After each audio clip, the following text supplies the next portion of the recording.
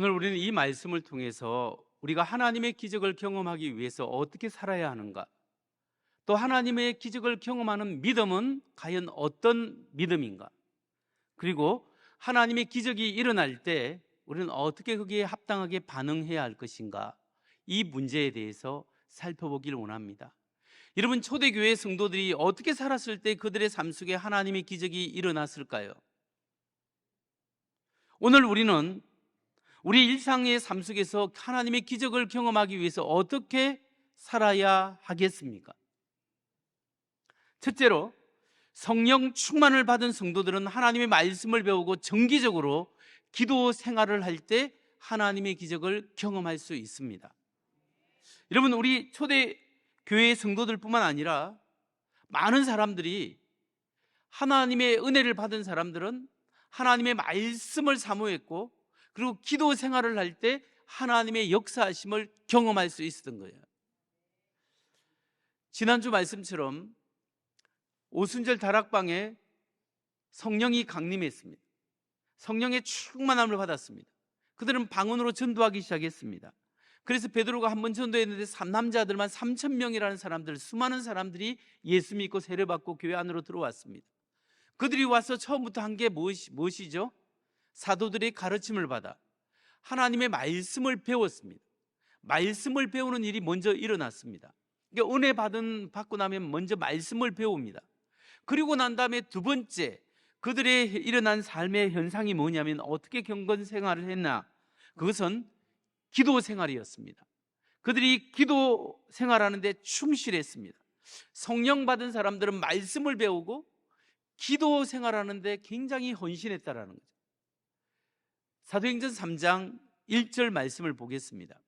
제9시 기도 시간에 베드로와 요한이 성전으로 올라갈새. 베드로와 요한이 성령 충만 받고 난 다음에 기도하기 위해서 성전으로 올라갔습니다. 제9시는 오후 3시를 말합니다. 유대인들은 아침 9시에 기도하고 낮 12시에 기도하고 오후 3시에 하나님께 기도합니다. 예루살렘 근처에 사는 사람들은 성전에 올라가서 9시, 12시, 3시에 기도하죠. 이런 갈래가 있었는데, 구약에 보면 다니엘서에 보면 다니엘이 자기 집 2층에서 창문을 열어놓고 하루에 3번씩 예루살렘을 향해서 기도했다라는 말씀이 나오지 않습니까? 이처럼 유대인들은 기도를 하루에 3번씩 했었습니다.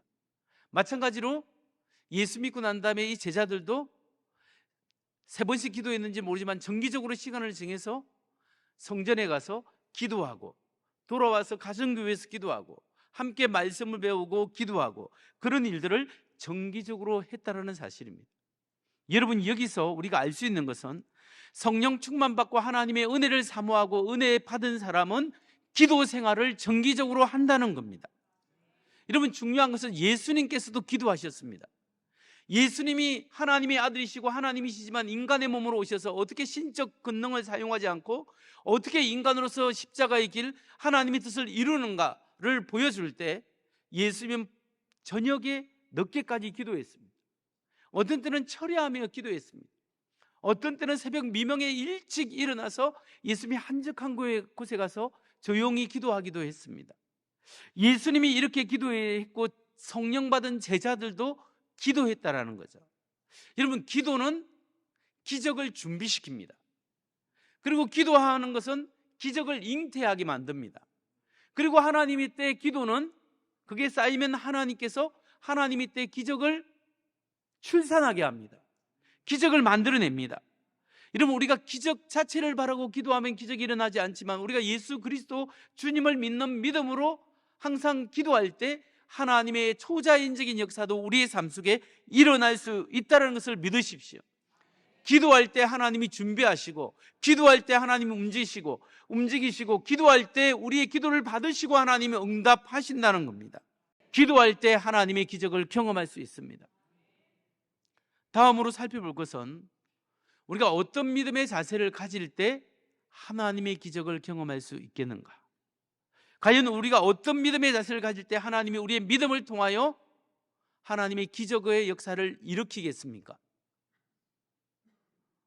두 번째, 성령님이 감동을 주실 때 믿음으로 순종하는 행위가 있을 때 하나님의 기적이 일어난다는 겁니다. 성령님이 우리에게 감동을 주실 때 믿음으로 아멘, 아멘 하고 우리의 행동으로 순종할 때 하나님이 그 믿음과 그 순종을 통하여 하나님의 일을 이루어 가신다는 것을 여러분 꼭 믿으시기 바랍니다. 베드로는 하나님의 성령을 받고 성령이 감동 줄 때 그 믿음을 통하여 순종했습니다. 그때 기적이 일어났습니다. 베드로와 요한이 오후 3시에 기도하기 위해서 성전으로 올라갔습니다. 근데 성전 미문이라는 것은 아름다운 문입니다. 아름다운 문, 굉장히 아름다웠는가 봅니다. 그 성전에 들어가는 여러 문이, 바깥 문이고 안쪽 문이 있고 저쪽에서 들어오는, 양쪽에 들어오는 문이 있었는데 정확히 미문이 어느 문인가를 확실히는 알 수 없습니다. 그러나 알 수 있는 것은 아름다운 문에 날 때부터 걸을 수 없는 장애인이 구걸을 하고 있었습니다. 그 구걸하는 사람은 사도행전 4장 22절에 보면 나이가 40이 넘었습니다.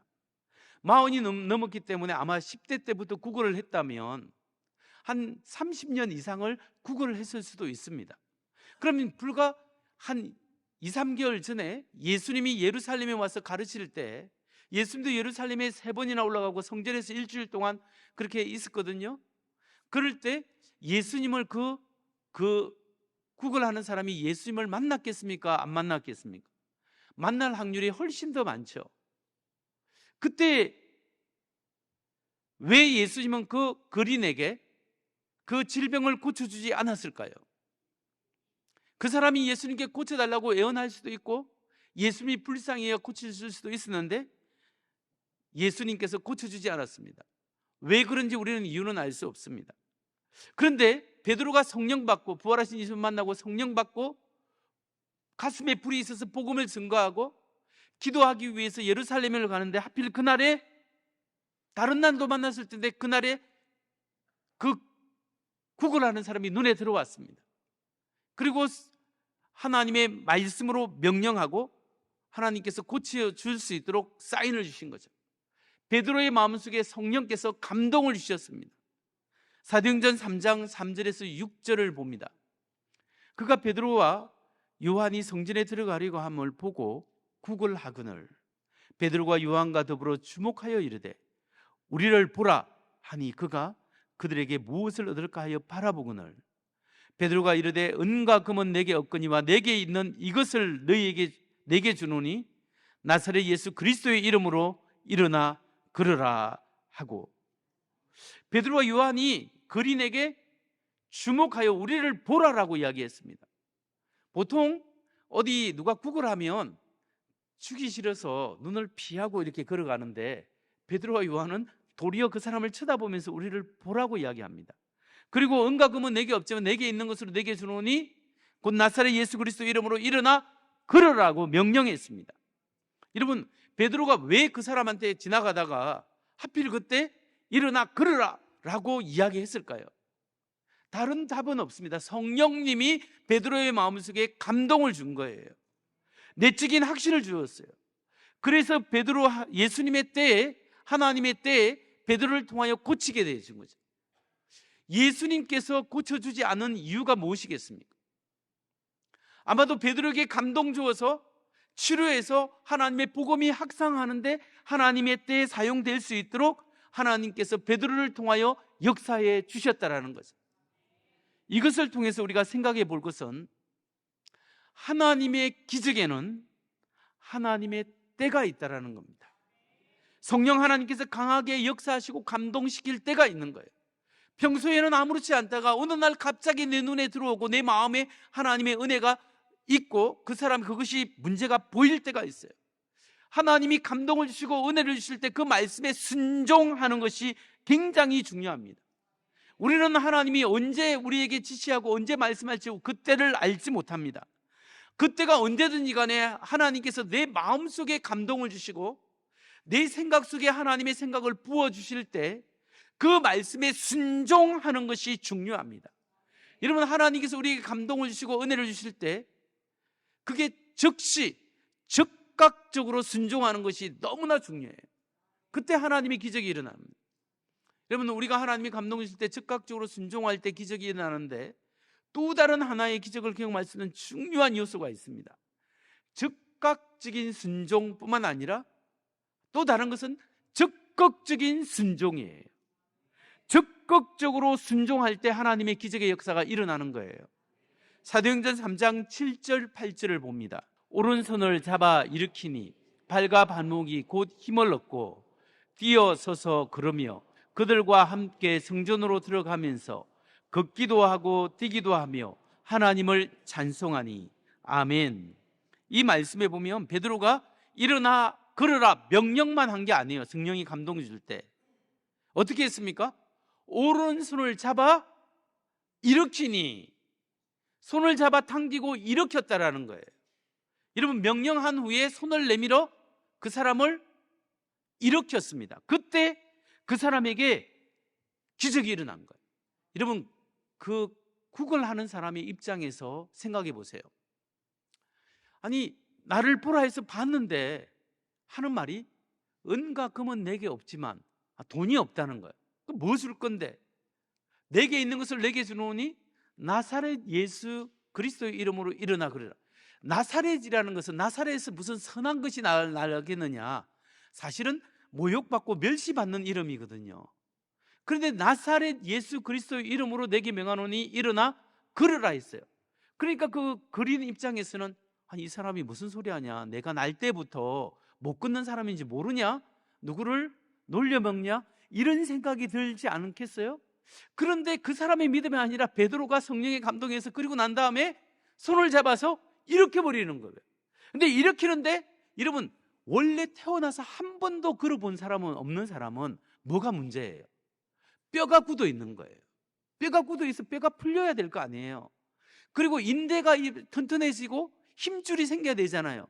근육이 생겨야 되잖아요. 근데 그게 갑자기 순식간에, 점점이 아니라 순식간에 이게 뼈가 풀리고 인대가 힘줄이 생기고 근육이 생기고 이렇게 해서 그 사람이 일어나게 된 거예요. 이게 뭐냐면 하나님의 기적이에요. 하나님이 행할 때 즉시 곧 그 사람이 발과 발목에 힘을 얻으니 immediately 즉시 그 일이 일어났다라는 거예요. 근데 여기 하나님의 역사가 즉시 일어날 때 중요한 단서 조항이 뭐예요? 손을 잡아 일으키니. 여러분, 베드로가 성령의 감동에 의해서 성령께서 저 사람을 고쳐주겠다 말씀을 했을 때 베드로가 순종을 했습니다. 나사렛 예수 이름으로 명하노니 일어나 걸으라 할 때 베드로의 마음은 어떻겠습니까? 안 되면 어쩌지? 그런 마음이, 인간적인 마음이 있을 수도 있잖아요. 그런데 베드로가 그런 마음에도 불구하고 확실히 하나님이 해 주신다 했으니 내가 믿습니다 하고 그 사람을 잡아 일으키 세운 거예요. 여러분, 잡아 끌어당긴 것이 이게 믿음이에요. 그렇게 순종할 때 하나님의 역사가 일어납니다. 그러니까 여러분, 하나님이 우리의 생각과 우리의 마음속에 감동을 주실 때 즉시 순종하는 것이 중요합니다. 그런데 그거와 못지않게 중요한 것은 적극적으로 순종하는 것이 중요하다는 거예요. 그래서 여러분, 하나님의 말씀이 우리에게 임할 때 감동을 주고 이 말씀이 내게 터치하고 은혜를 주실 때 하나님이 뭐라고 하시든지 간에 그 말씀에 즉시 즉각적으로 순종하고 적극적으로 순종하는 여러분 되시기 바랍니다. 제 아내가 20대 중후반에 어디 자기 친구를 만났는데 친구한테 얘한테 한 번도 교회 나오라는 말을 안 했대요. 그래서 우리 교회 나올래? 교회 나가자 이렇게 말을 하니까 그 친구가 그래 한번 나가보자 하고 교회를 오는데 그것 때문에 예수를 믿게 된 거예요. 그래서 이제 그 친구는 다른 일 때문에 다른 교회에 다녔는데 나중에 만났는데 자기가 하는 말이, 그 친구가 제 아내한테 하는 말이, 자기가 20대 중후반이 됐는데 단 한 명도 자기에게 교회에 나가자 예수 믿자는 말을 한 번도 한 사람이 없었고 네가 유일하게 처음이었다. 너무너무 감사하다라는 이야기를 했다고 하는 거죠. 여러분, 우리가 하나님의 역사 감동이 주실 때 손을 잡아 끄는 믿음도 있어야 돼요. 우리가 자녀를 위해서 누구를 위해서 막 기도는 계속 몇 년 동안 해오는데 한 번도 그 자녀에게 교회에 나가서 예수 믿고 신앙생활하자라고 말을 안 하는 사람도 있단 말이에요. 우리의 손을 잡아 끄는 행위도 있어야 된다는 거예요. 여러분, 하나님이 감동 주실 때 믿음으로 순종하시기 바랍니다. 즉시 순종하고 적극적으로 순종할 때 하나님의 역사가 일어날 줄 믿습니다. 이제 우리가 하나님의 기적, 하나님의 역사하심을 경험할 때 우리가 어떻게 반응해야 하는가라는 문제입니다. 여러분, 우리의 삶 속에 하나님이 하셨습니다 라고 우리가 고백하게 될 때 그걸 통하여 어떻게 반응해야 할까요? 세 번째, 우리가 하나님의 역사하심을 경험하게 될 때 하나님께 영광을 돌리고 복음 전파의 기회로 삼아야 한다는 거예요. 그것을 나의 영광을 드러내는 것이 아니라, 나의 능력을 드러내는 것도 아니고 하나님께 영광을 올리고 복음 전도의 기회로 삼아야 한다는 겁니다. 베드로가 요한이 선천적으로 장애를 입은 사람을 걷게 했을 때 많은 사람들이 몰려왔습니다. 근데 베드로는 하나님께 영광을 돌리고 그 일을 통하여 복음 전도의 기회로 삼았습니다. 3장 11절 12절을 보겠습니다. 나은 사람이 베드로와 요한을 붙잡으니 모든 백성이 크게 놀라며 달려 나아가 솔로몬의 행각이라고 불리는 행각에 모이거늘 베드로가 이것을 보고 백성에게 말하되 이스라엘 사람들아, 이 일을 왜 놀랍게 여기느냐? 우리 개인의 권능과 경건으로 이 사람을 걷게 한 것처럼 왜 우리를 주목하느냐? 지금 이 사람이 걷고 뛰는 것이 우리 때문이 아니다, 이렇게 이야기합니다. 그래서 많은 사람이 몰려왔는데 12절을 다시 보면 뭐라고요? 12절, 베드로가 이것을 보고 백성에게 말하되 이스라엘 사람들아, 이 일을 왜 놀랍게 여기느냐? 우리 개인의 권능과 경건으로 이 사람을 걷게 한 것처럼 왜 우리를 주목하느냐? 왜 이렇게 놀랐느냐? 왜 우리를 주목하느냐? 너희가 십자가에 못 박힌 예수를 하나님이 살리셨고 주와 그리스도가 되었고 그분을 믿는 믿음으로 구원을 받게 된 거고 이 사람이 고침을 받게 되었다, 지금 이 이야기를 하는 거예요. 그게 3장 14절에서 16절을 보겠습니다. 너희가 거룩하고 어려운 일을 거부하고 도리어 살인한 사람을 놓아주기를 구하여 생명의 주를 죽였도다. 그러나 하나님이 죽은 자 가운데서 그를 살리셨으니 우리가 이 일의 증인이라. 그 이름을 믿음으로 그 이름이 너희가 보고 아는 이 사람을 승하게 하였으나니 예수로 말미암아 난 믿음이 너희 모든 사람 앞에서 이같이 완전히 낫게 하였느니라. 아멘. 예수님이 생명의 주요, 예수를 믿는 믿음이 이 사람을 낫게 하였다. 지금 예수님을 증거하는 거예요. 그러면서 그 많이 몰려있는 사람들에게 자기 영광이 아니라 예수님을 높이면서 그러면서 외친 강조한 점이 있습니다. 그게 뭐냐 하면 3장 19절 말씀입니다. 같이 한번 읽겠습니다. 시작. 그러므로 너희가 회개하고 돌이켜 너희 죄 사함을 받으라. 같이 하면 새롭게 되는 날이 주 앞으로부터 이럴 것이요. 아멘. 너희가 회개하고 돌이켜 너희 죄 없이 함을 받으라. 회개하고 돌이키라는 메시지, 죄 사함의 메시지를 막 증거한 거예요. 이게 중요해요. 회개하고 돌이킬 때 예수 복음을 믿고 죄 사함을 받을 수 있는 거예요. 여러분, 그래서 우리가 예수님을 복음 믿는 사람은 뭘 회개해야 되느냐? 자기 중심으로 살아갔던 걸 회개해야 돼요. 하나님 중심으로 바꿔야 돼요. 뭘 회개해야 되냐면 자기의 욕망과 욕구들을 쫓아서 살아간 걸 회개하고 성령의 주시는 새로운 욕구, 성령의 거룩한 욕구를 따라 살아가는 거예요. 그래서 땅의 것을 추구하는 삶에서 하늘의 것, 나의 나라를 추구하는 데서 하나님 나라를 추구하는 삶으로 완전히 돌아서는 것이 회개하고 예수 믿는 거예요. 그래서 내가 나의 삶의 주인이 아니라 예수님이 나의 삶의 주인입니다 고백하는 것이 예수 믿는 거예요. 이런 고백이 있어야 예수 믿는 거지, 뭘 지식을 깨달았다 해서 그게 구원받는 게 아니라는 거예요. 오늘 베드로가 그걸 이야기하는 거예요. 여러분, 베드로의 이 메시지를 통해서 우리 한 사람이 변화되는 것이 중요합니다. 여러분 보세요. 날 때부터 걷지 못하는 이 사람이 걷게 되었을 때 수많은 사람들이 몰려들었고 이 사람 때문에 성전에 왔다 갔다 하는 사람들은 이 사람을 다 알아요. 30년 이상을 거기에 있었기 때문에. 그렇기 때문에 그 사람 한 사람이 병 치료가 되고 낫고 나니까 수많은 사람에게 복음을 증거할 수 있는 기회가 생긴 거예요. 문제는 나 한 사람이 하나님 앞에 달라질 때 우리 가정이 변화되는 거예요. 항상 내 남편 때문에 내가 죽겠습니다. 내 아내 때문에 내가 죽겠습니다. 우리는 그렇게 삽니다. 근데 하나님의 메시지는 뭐냐면 네가 변화되고 네가 바뀔 때 너의 가정이 살 수 있다. 여러분, 우리 한 사람이 하나님 나에게 성령의 거룩함을 주시고 내 마음이 바뀌어서 하나님의 뜻을 이루는 믿음의 사람 되게 하시고 나를 통하여 우리 가정을 살리고 복음을 증거하는 하나님의 복음의 통로가 되게 하여 주옵소서. 기도하는 여러분 되시기 바랍니다. 말씀을 정리합니다. 오늘 성령 하나님이 여러분 마음에 감동을 주실 때 여러분은 어떻게 반응해야 하겠습니까? 그 성령의 음성에 순종하는 여러분 되시기 바랍니다. 순종하되 즉시 순종하고 적극적으로 손을 내밀어서 당기는 순종이 있어야 합니다. 여러분, 이렇게 적극적으로 즉시 순종하기 위해서 우리가 평소에 뭘 해야 되냐면 기도 생활을 해야 됩니다.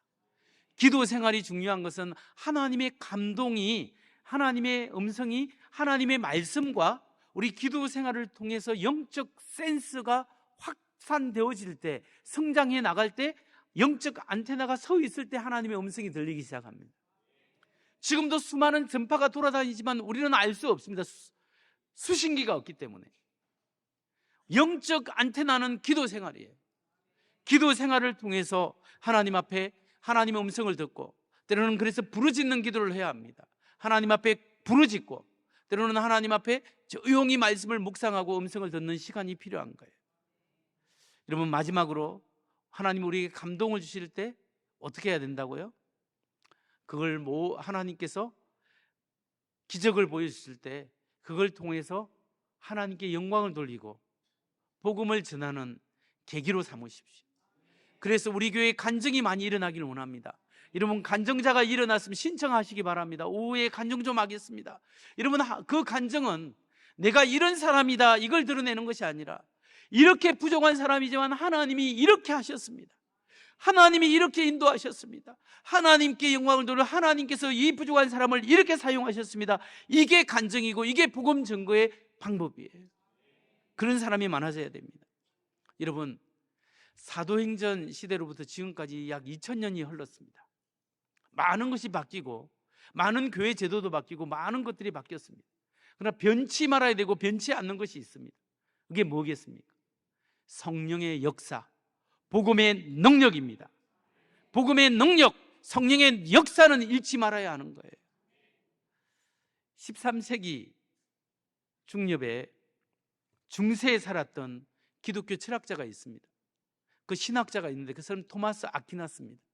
굉장히 유명한 신학자죠. 토마스 아퀴나스라는 사람이 어느 날 교황청을 방문했습니다.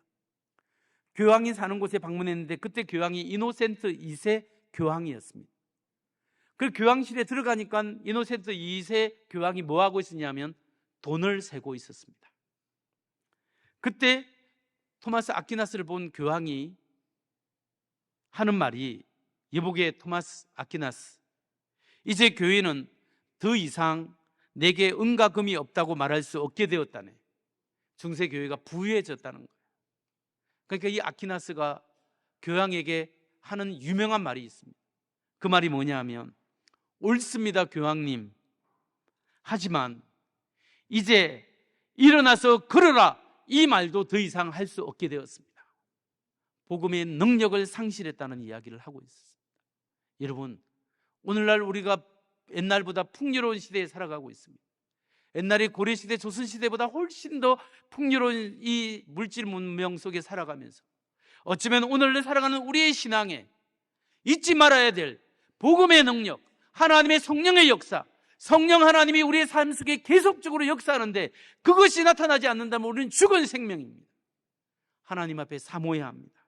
성령님이 이렇게 부족하고 중세교회가 돈은 있고 권력이 있었지만 복음의 능력을 잃어버렸지만 오늘 부족한 나의 심령 속에 복음의 능력이 살아나고 하나님의 역사가 일어나고 복음의 열정이 일어나고 영적으로 가난해서 내 중심이 아니라 하나님 나라를 위하여 어떻게 나아갈 것인가 주여 나에게 가르쳐 주시고 오늘 역사하시고 오늘 내 문제도 고치시고 치유하시고 문제를 해결하여 주시고 하나님을 경험하고 성령의 역사를 간증하게 하여 주옵소서.